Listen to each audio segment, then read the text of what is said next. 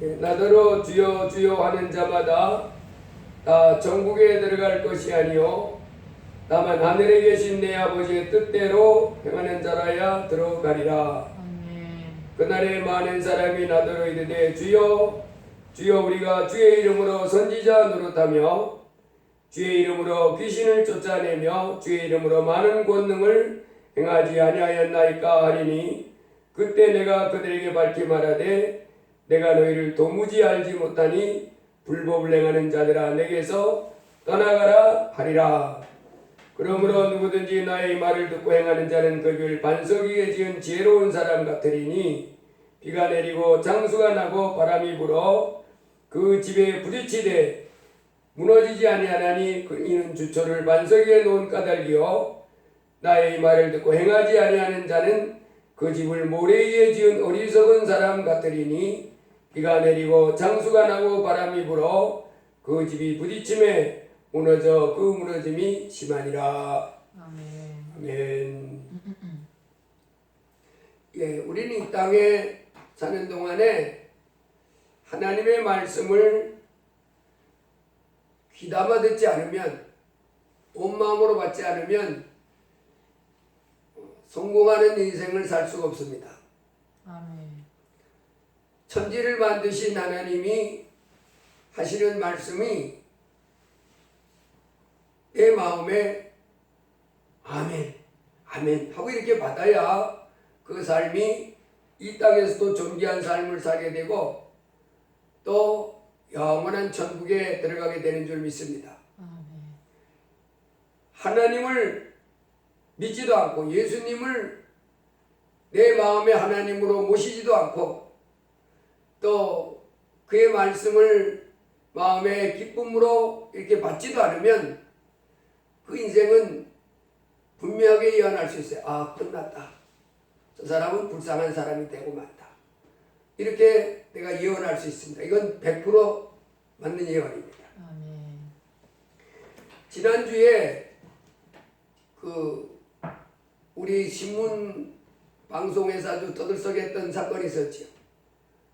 바로 LH 도지공사의 본부장급 한 사람은 전북 본부장인가 주택공사 전북 본부장인가 그거 했던 사람이 자살을 했고 보니까 56살이던데 그만. 그 다음에 또 한 사람은 무슨 지역 주택공사도 이제 지역이 이렇게 있을 거 아니에요. 지부가 그 지역에 본부장급 등 간부인데 그 사람 또 자살했어요. 그런데 지금 이제 왜 그 사람들이 자살했냐면 주택공사에서 그 아파트를 짓잖아요. 아파트를 짓고 그것을 이제 분양을 하는 거예요.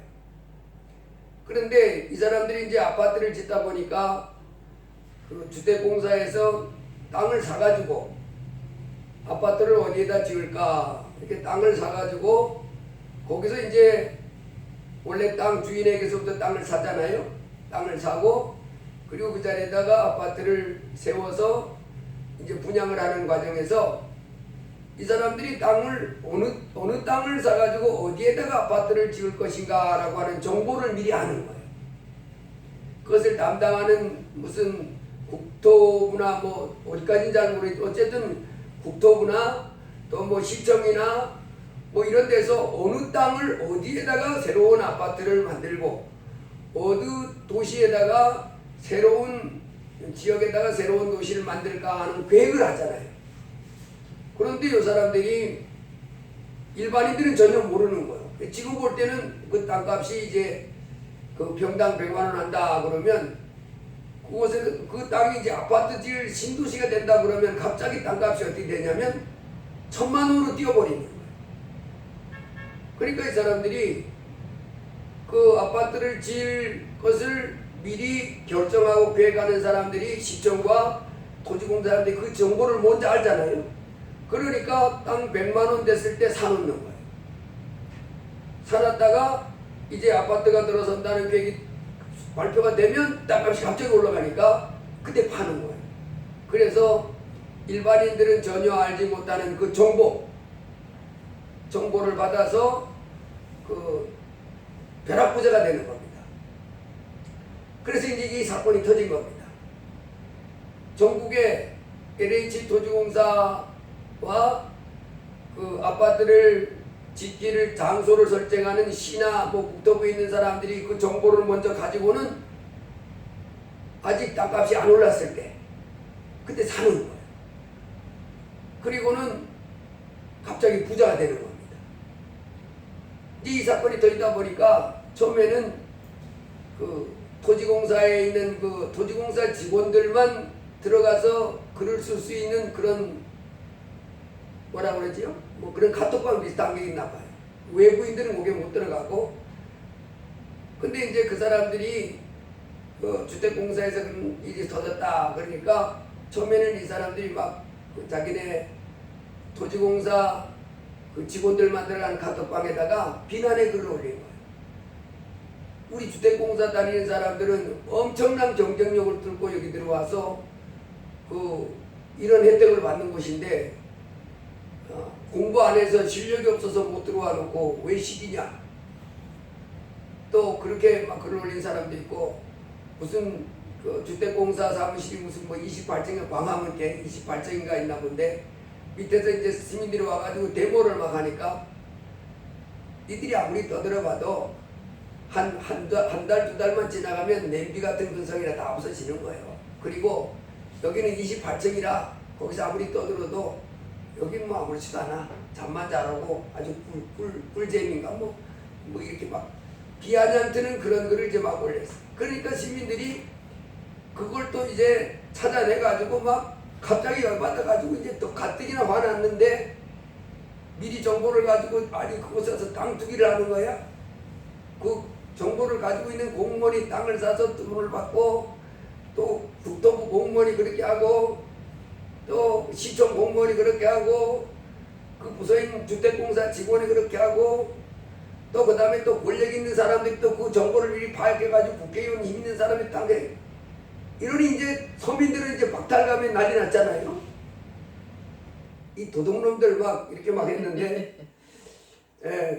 그래서 이 여론이 점점 악화된 거예요.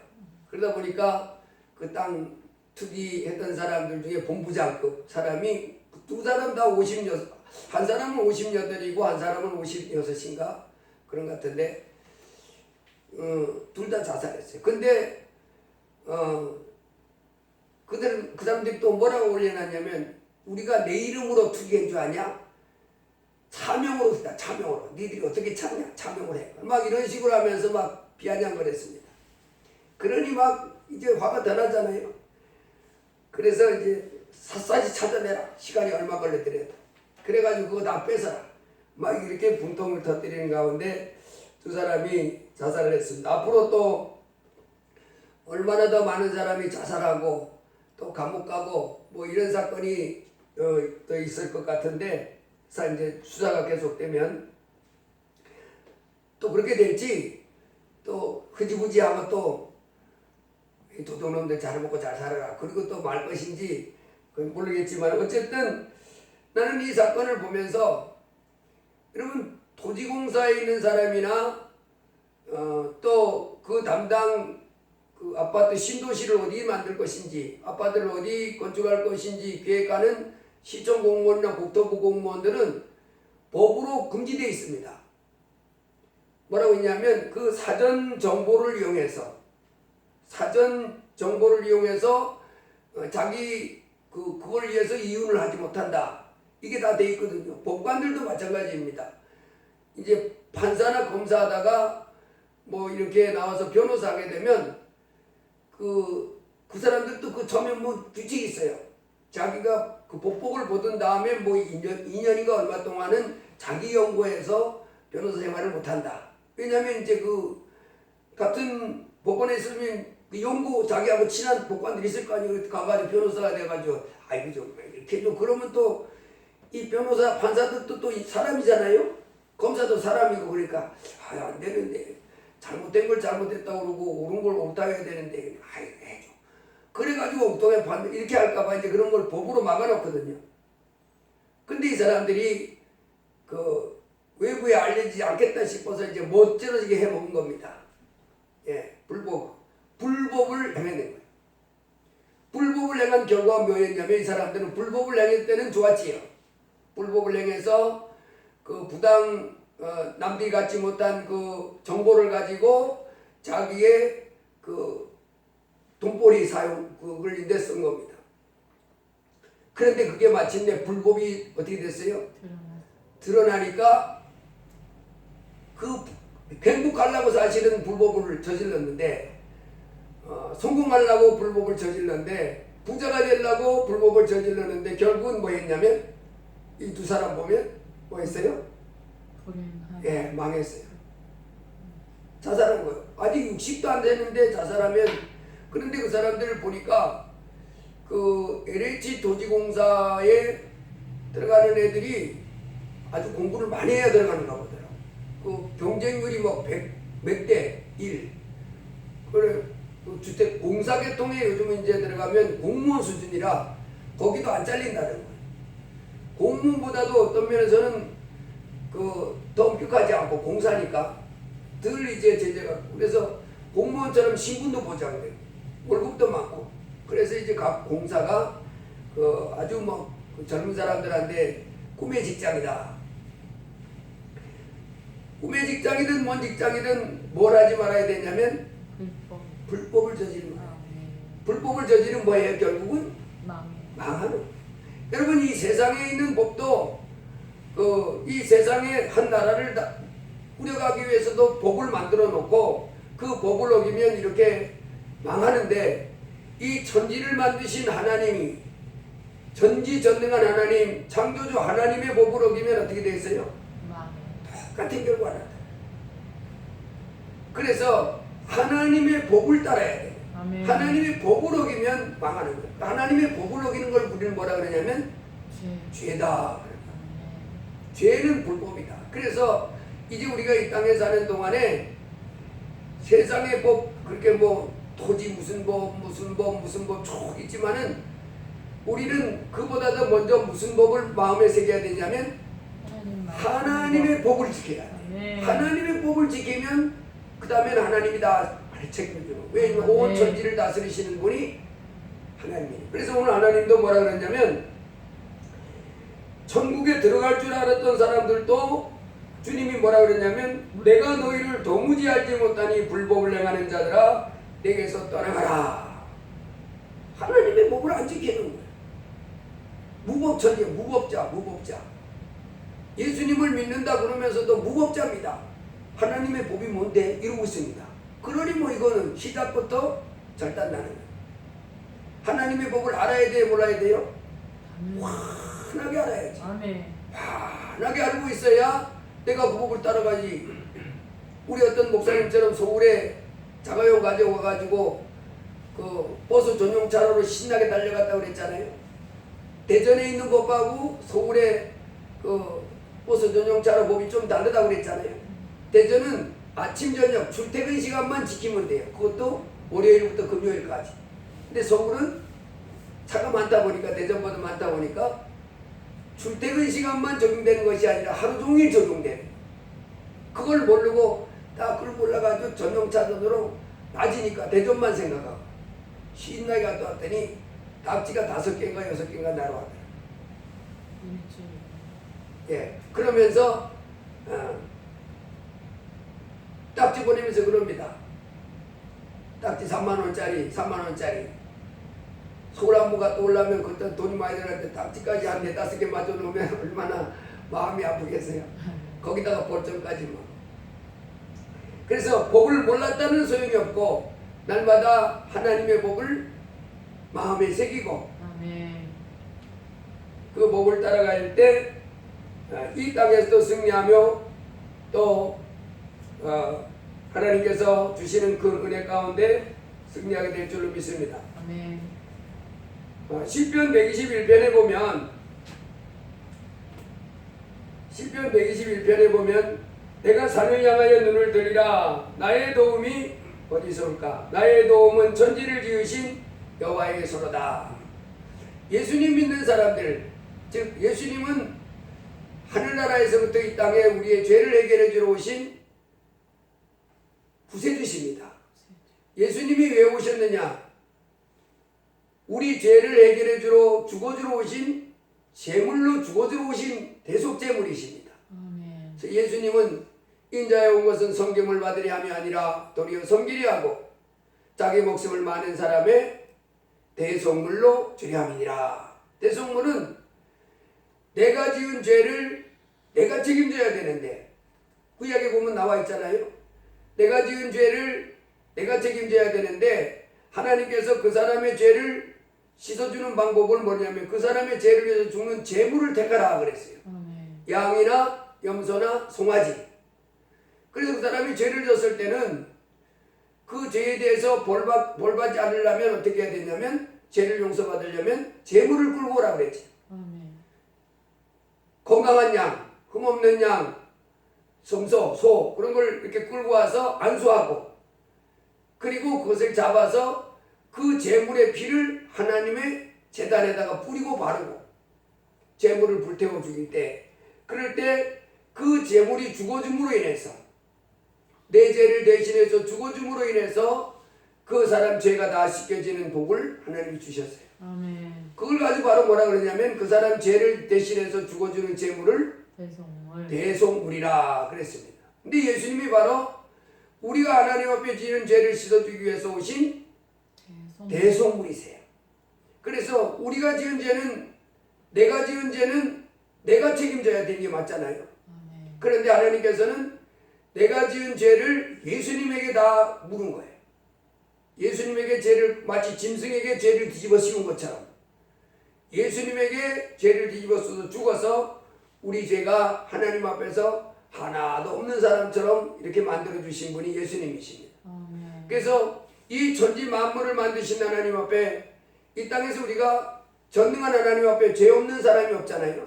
아멘. 그래서 이 땅에 사는 동안에 이 천지 만물을 만드신 하나님의 사랑을 받고 하나님이 주시는 복을 받고, 또 하나님이 이 땅에 떠날 때는 천국으로 이렇게 데려가는 복을 받아야 되는데, 죄인된 우리에게는 그 복이 없어요. 오히려 뭐가 기다리고 있습니까? 저주. 하나님의 진노, 아멘. 하나님의 심판, 하나님의 저주가 기다리고 있어요. 그래서 이 땅에 살고 있는 동안에 가장 중요한 것은 내가 받을 심판받을 그 죄에서 용서받고 아멘. 하나님의 사랑을 받는 그 같은 삶을 사는 삶을 사는 자가 복이 있습니다. 아멘. 근데 시편 121편에 보면 나의 도움이 어디서 오나 천지를 지으신 여호와에게서로다. 아멘. 그런데 천지를 지으신 여호와의 돌봄을 받는데 그 하나님이 나를 돌봐주시기 시작하고 사랑해 주시기 시작하면 어떤 복을 받냐면, 그분은 졸지도 아니하고 주무시도 아니하시리로다. 아멘. 여호와는 너를 지키신 이시라. 여호와께서 내 오른쪽에서 내 그늘이 되시나니 낮에 해가 너를 상하게 하지 아니하며 밤에 달도 너를 해치 아니하리로다. 아멘. 여기서 낮에 해가 너를 상하게 하지 아니하며 밤에 달도 너를 해치 아니하리로다. 그 말은 해가 우리를 해치는 것이 아니고 달도 우리를 해치는 것이 아니고, 낮에 어떤 사건이 일어나서 내가 아멘. 재앙을 만나고 밤에 어떤 일이 일어나서 내가 해를 입게 되고 하는 이런 일이 없게 된다는 거지. 그래서 여호와께서 너를 지켜 모든 환난을 면하게 하시며 또 내 영혼을 지키시리로다. 하나님이 나를 땅 살아가는 가운데 뭐에서 면하게 된대요? 모든 환난에서, 아멘. 모든 나의 삶을 무너뜨리는 그 고통에서 나를 지켜준다. 아멘. 여러분, 이 땅에 살아가는 가운데 우리의 삶을 하나님이 지켜주시는 삶을 살지 아니하면 언제 망할지 모릅니다.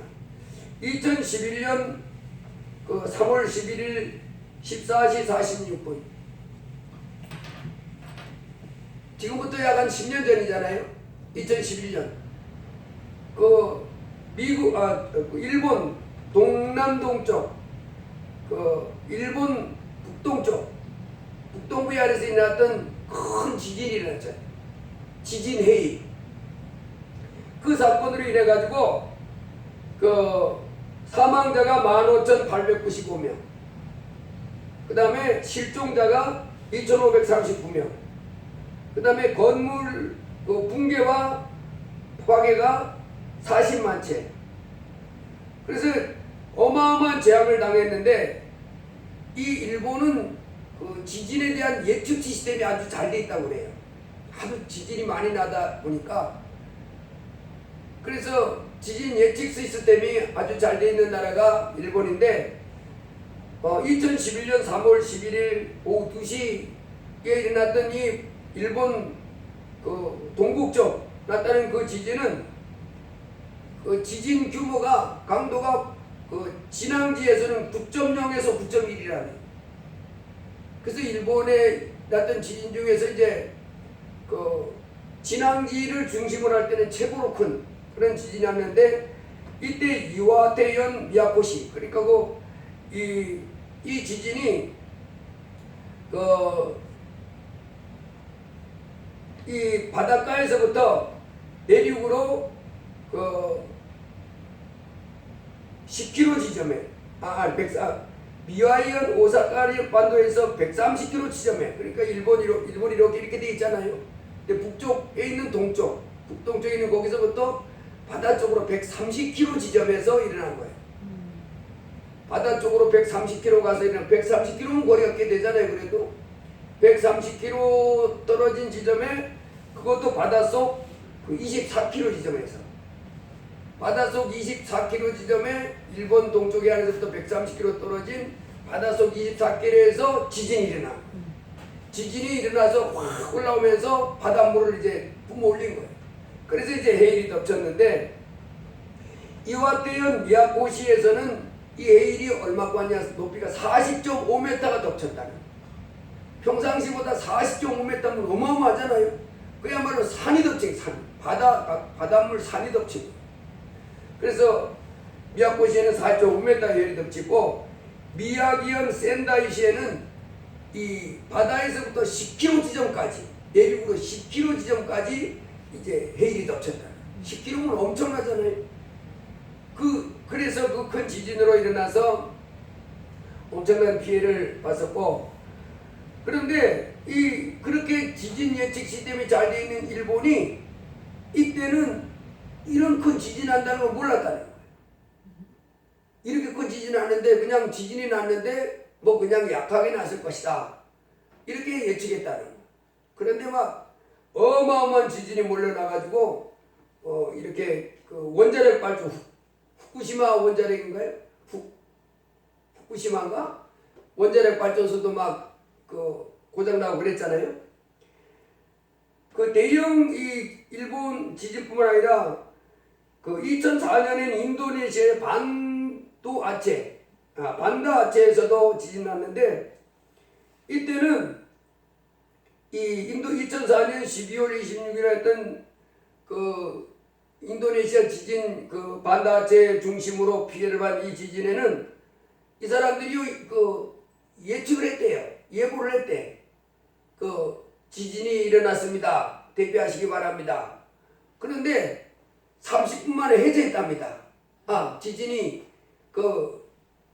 이제 뭐 그냥 어디 먼 바다에서 시작됐는데 다 이제 소멸됐습니다. 30분 만에 해제를 했는데 조금 있다가 어마어마한 게 진짜 밀려간 거예요.